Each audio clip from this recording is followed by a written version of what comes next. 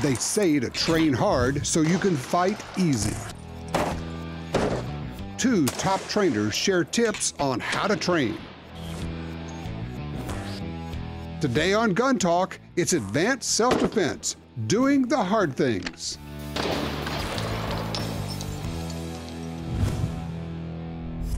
Primary goal of any firearms trainer is maintaining a safe training environment. Safety is of the utmost importance. Without safety, we cannot continue to train and then elevate our training. 4 cardinal safety rules, something we should live by, we should have ingrained in our mind. Every weapon is loaded, treated as such, all right? We don't want to get careless with firearms. That's how accidents happen. That's how negligence begins to happen. Never point your muzzle at anything you're not willing to destroy. That includes your own body parts. Keep your finger straight and off the trigger. You can place your finger on the trigger when you're on target and you've made that conscious decision to fire. And be aware of your target, its backdrop, and its surroundings. You have to know these things. The better you know them, the more you have them ingrained in your mind, the less you have to think about them consciously when you're actually on the line shooting, or should you find yourself in a defensive shooting situation encounter. Always, always know the condition of your weapon, always train safe, and always train realistic.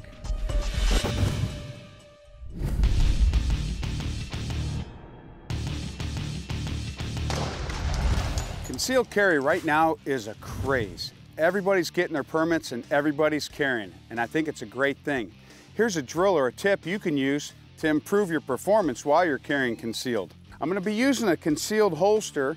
I'm going to be using a small double stack compact pistol, and I've got my magazine set up with 1 round and a full magazine. This 1 round magazine is the first one I'm going to load. As a concealed carry person, it's not always conducive to carry things around your waist, so I like to carry my spare mag in my pocket. When the magazine's in my pocket, I'm going to have to make sure that it's carried the correct way, so when I perform my reload, it comes out the correct way. So there's 2 things that I keep in mind. One is when I grab my magazine, I want my finger, my index finger, at the tip of the bullet, so when it goes into the gun, I just follow it in and seat it. The other way to remember it is, I want my bullets when it's in my pouch or in my pocket, pointing towards my center line or my belly button. So I'm going to put that magazine in my pocket because that's where I'm going to do this reload from. All right, so I'm going to load my 1 round magazine because that's going to give me the ability to fire 1 shot and force me to do a reload. Working back to the holster, I've got a shot timer set up. What this is going to do is it's going to give me something to start on, and it's also going to let me know how my progress is. And hopefully every time I do this, it's going to be a little smoother and just a little bit faster. But I like to start off slow.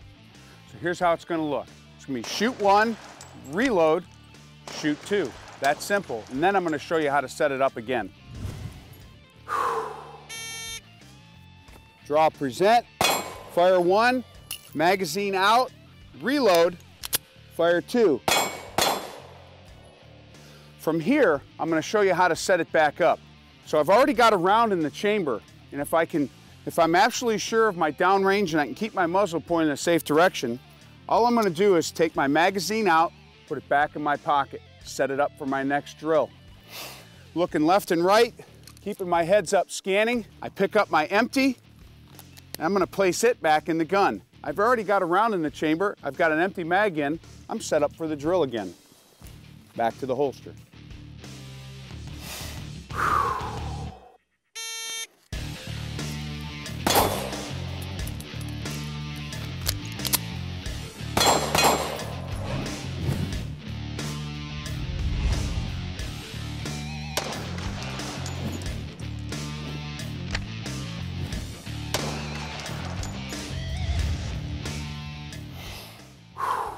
Shaved the whole second off that time.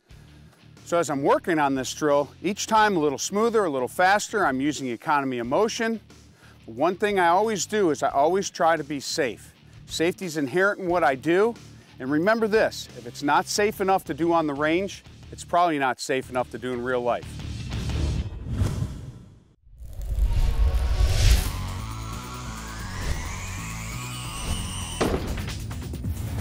All right, now we're gonna move into the farmer's walk or run, depending on your fitness level and what you want out of the drill. Obviously, carrying sandbags, you can do it with weights, you can do it with kettlebells, anything heavy. Works your forearms out, works your hand strength out, gets your heart rate going. Again, stress inoculation, building you into a gunfighter. Let's give it a whirl.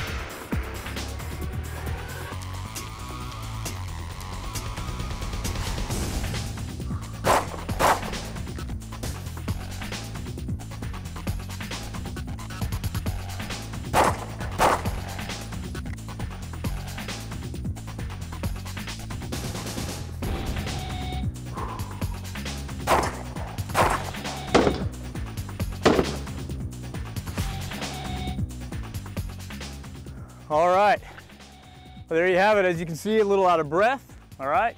That blood's going, got a little cocky at the end, pulled 2 rounds, but you know what I did? Made them up. That happens in real life, it happens in training.